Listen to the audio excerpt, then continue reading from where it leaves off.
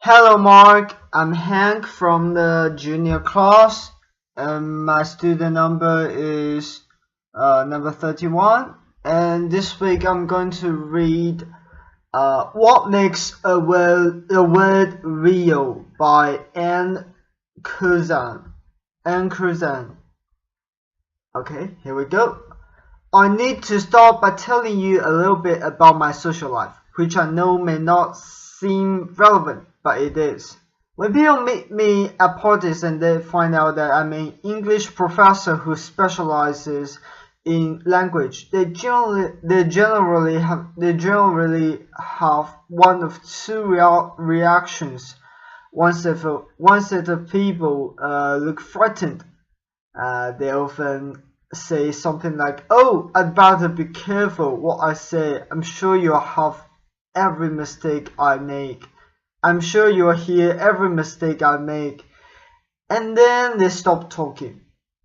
And they wait for me to go away and talk to someone else. The other set of people, their eyes light up and they say, "You are just the person I want to talk to." And then they tell me about whatever it is they think is going wrong with the English language. A couple of weeks ago, I was at a dinner party, and the man to my right started telling me about all the ways that the internet is degrading the English language. He brought up Facebook and he said, "To degrade? I mean, is that even a real word?" I want to pose on that question. What makes a word real? My dinner companion and I both know what the verb "defriend" means. So when does a new word like "defriend" become real? Who has the authority to make those kinds of official decisions about friends anyway? Those are the questions I want to talk about today. I think most people, when they say a word isn't real, what they mean is it doesn't appear in the standard dictionary. That, of course, raises a host of other questions, including who writes dictionaries? Before I go any further, let me clarify my role in all of this. I do not write dictionaries. I do, however, collect new words much the way dictionary editors do. And the great thing about being a historian of the English language is that I get to call this research. When I teach the history of the English language, I require the students teach me 2 new slang words before I will begin class. Over the years, I have learned some great new slang this way, including hangry, which is when you are cranky or angry because you are hungry, or adorable, which is when you are adorable in kind of a dorky way. Clearly terrific words that fill important gaps in the English language. But how real are they if we use them primarily as slang and they don't yet appear in a dictionary? With that, let's turn to dictionaries. I'm going to do it as a show of hands. How many of you still regularly refer to a dictionary, either print or online? Okay, so that looks like most of you. Now a second question, again a show of hands. How many of you have ever looked to see who edited the dictionary you are using? Okay, many fewer. At some level, we know that there are human hands behind dictionaries, but we are really not sure who those hands belong to. I'm actually fascinated by this. Even the most critical people out there tend not to be very critical about dictionaries, not discussing among them and not asking a whole lot of questions about who edited them.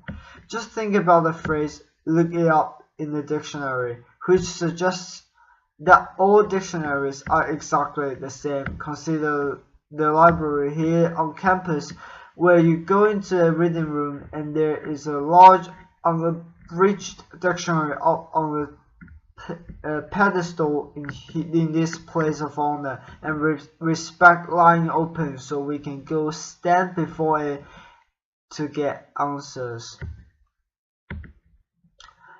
Now, don't get me wrong, dictionaries are fantastic resources, but they are human and they are not timeless. I'm struck as a teacher that we tell students to critically question every text they read, every website they visit, except dictionaries, which we tend to treat as an unauthored which we tend to treat as unauthored, as if they came from nowhere to give us answers about that word really mean. About what words really mean. Here's the thing. If you ask dictionary editors, what they'll tell you is they're just trying to keep up with us, as we change the language. They're watching what we say and what we write and trying to figure out what's going to stick and what's not going to stick.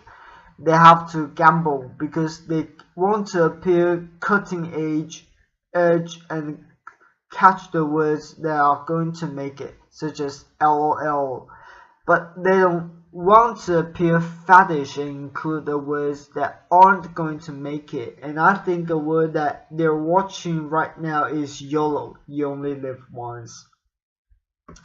Now, I get to hang out with dictionary editors, and you might be surprised by one of the places where we hang out. Every January, we go to the American Dialect Society annual meeting, where among other things, we vote on the word of the year. There are about 200 or 300 people who come, some of the best known linguists in the United States. To give you a sense of the flavor of the meeting, it occurs right before happy hour.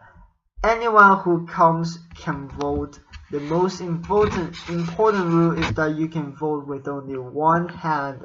In the past, some of the winners have been tweeted in 2009 and hashtag in 2012. Chat was the word of the year in the year 2000, because who knows what a chat was before 2000, and WMD in 2002. Now we have all the categories in which we vote to, and my favorite category is most creative word of the year. Past winners in this category have included Recombobulation Area, which is the Milwaukee Airport after security, where you can recombobulate. You can put your belt back on, put your computer back in your bag. And then my all-time favorite word at this vote, which is multi-slacking. And multi-slacking is the act of having multiple windows open on your screen, so it looks like you're working when you're actually goofing around on the web. Well, will all of these words stick? Absolutely not. And we have made some questionable choices. For example, in 2006, when the word of the year was Plutoed, to mean demoted. But some of the past winners now seem completely unremarkable, such as app and E as a prefix and Google as a verb. Now, a few weeks before our vote, like Lake Superior State University issues its list of banished words from the year. What is striking about this is that there's actually often quite a lot of overlap between their list and the list that we are considering for words of the year, and this is because we're noticing the same thing. We're noticing words that are coming into prominence. It's really a question of attitude. Are you bothered by language fads and language change, or do you find it fun, interesting, something worthy of study as part of a living language?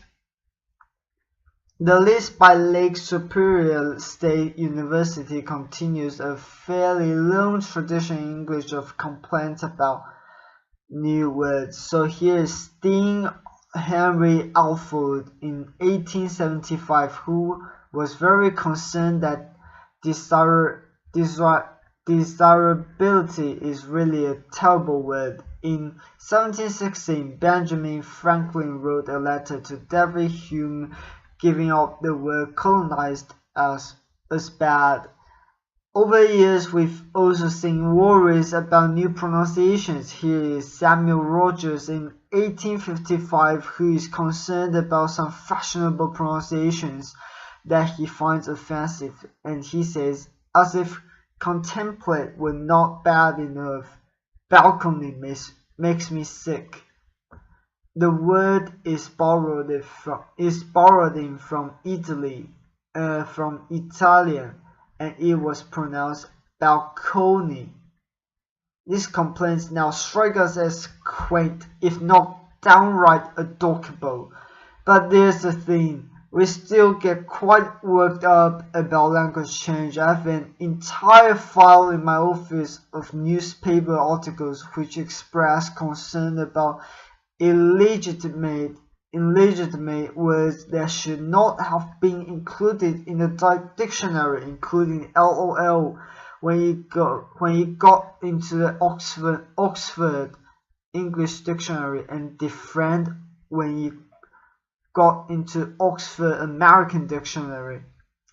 I also have articles expressing concern about invite as a noun, impact as a verb, because only teeth can be impact, and incentivize is described as boorish, bureaucratic misspeak. Now, it's not that dictionary editors ignore these kinds of attitudes about language. They try to provide us some guidance about words that are considered slang or informal or offensive, often through usage labels, but they are in something of a bend because they are trying to describe what we do, and they know that we often go to the dictionaries to get information about how we should use a word well or appropriately.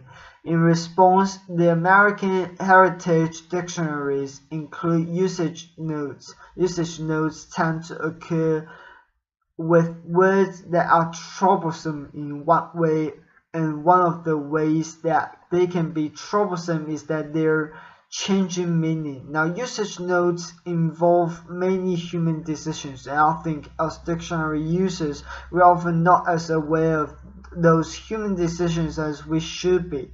To show you what I mean, we'll look at an example. But before we do, I want to explain what the dictionary editors are trying to deal with in these usage notes.